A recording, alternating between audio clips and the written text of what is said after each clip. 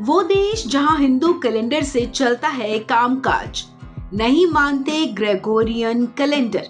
जाने हिंदू कैलेंडर और Gregorian calendar में क्या है अंतर। पूरी दुनिया साल 2022 को अलविदा कर चुकी है और अब साल 2023 शुरू भी हो चुका है। दुनिया के 200 से ज्यादा देश ग्रेगोरियन कैलेंडर मानते हैं, यानी वहां सारे कामकाज सरकारी तौर पर जनवरी से शुरू होकर दिसंबर तक चलते हैं। हर प्रक्रिया में सब कुछ इसी कैलेंडर से चलता है। यहाँ तक कि विक्रम संवत कैलेंडर की रचना करने वाला भारत भी हर कामकाज में ग्रेगोरियन कैलेंडर को ही अपनाता है। लेकिन आपको बता दें कि दुनिया का एक ऐसा देश है जहाँ ग्रेगोरियन नहीं बल्कि हिंदू कैलेंडर के हिसाब से कामकाज चलता है। जी हाँ, ये देश है नेपाल, जिसने हमेशा हिंदू कैलेंडर को ही माना है। इसे विक्रमी कैलेंडर भी कहा जाता है। ये कैलेंडर ग्रेगोरियन कैलेंडर से 57 साल आगे चलता है। इसे विक्रम संवत कैलेंडर भी कहते हैं। आपको बता दें कि साल 1954 से तत्कालीन प्रधानमंत्री जवाहरलाल नेहरू की सरकार ने हिंदू कैलेंडर यानी कि विक्रम संवत को ग्रेगोरियन फॉर्मेट के साथ अपना लिया था।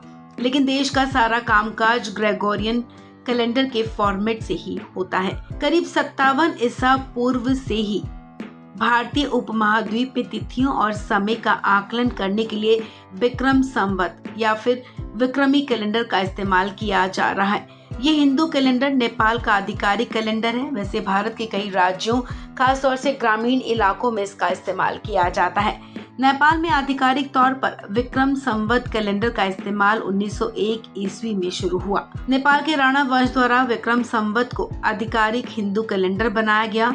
नेपाल में नया साल बैशाख महीने यानी कि ग्रेगोरियन कैलेंडर के मुताबिक 13 से 15 अप्रैल के पहले दिन से शुरू होता है। चैत्र महीने के आखिरी दिन के साथ इसका समापन होता है।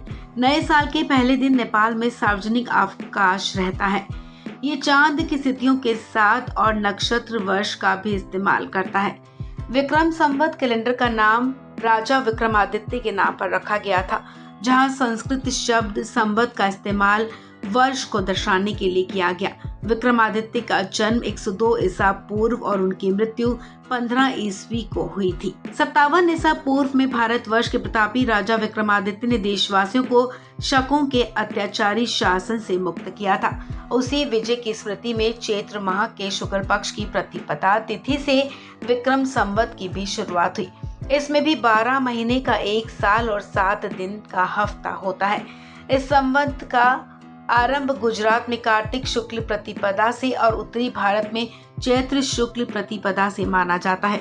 12 महीने का एक वर्ष और 7 दिन का एक हफ्ता रखने का प्रचलन विक्रम संवत से ही शुरू हुआ।